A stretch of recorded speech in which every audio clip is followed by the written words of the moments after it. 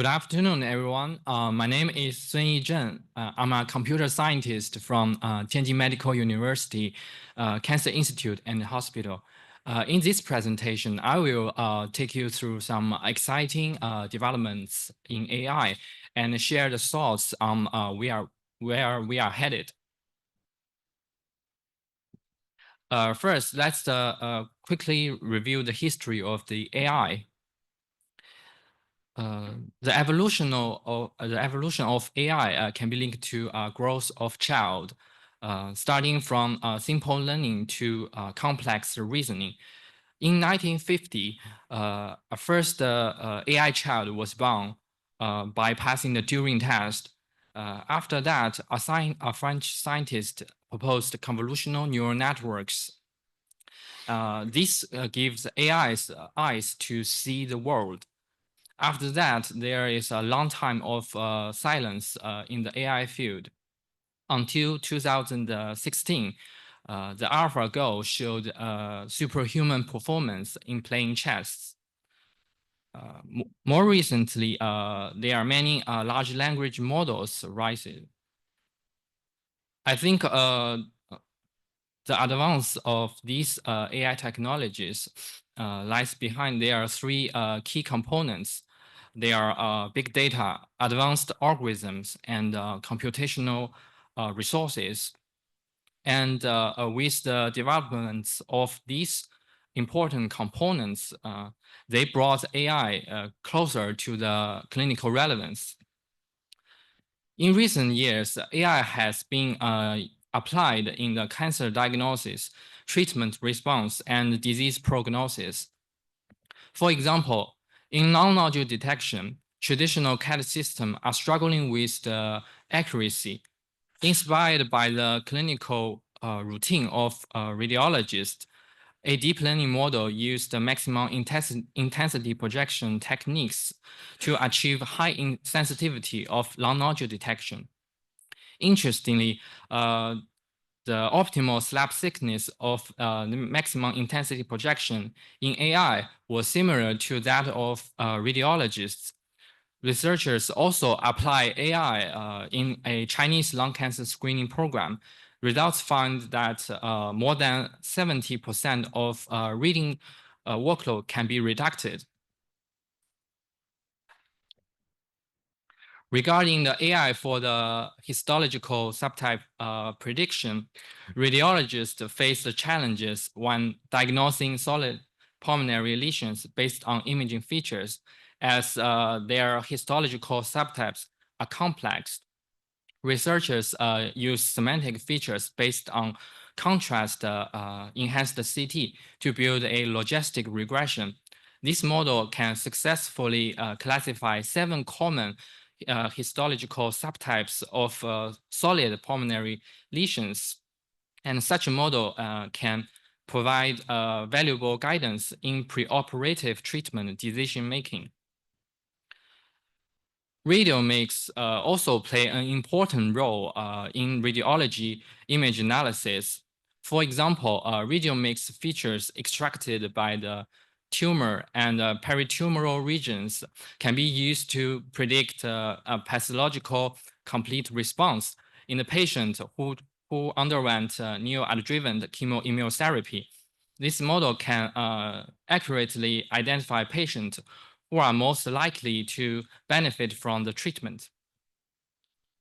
Deep learning model can also process multimodal data, including clinical variables and pretreatment CT scans to predict the survival of a lung cancer patient undergoing radiotherapy.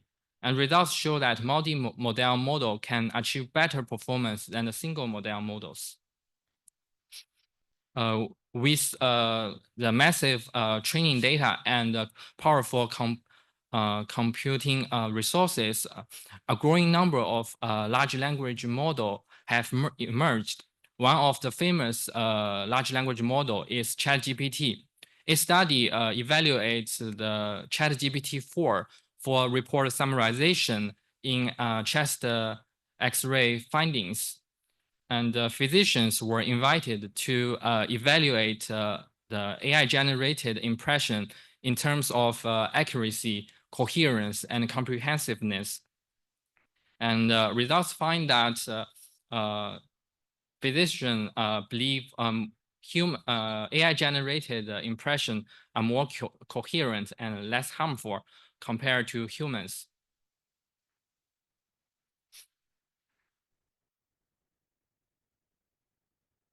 And instead of using text to generate text, another model developed by Google Research and DeepMind focused on the report generation based on chest X-ray images.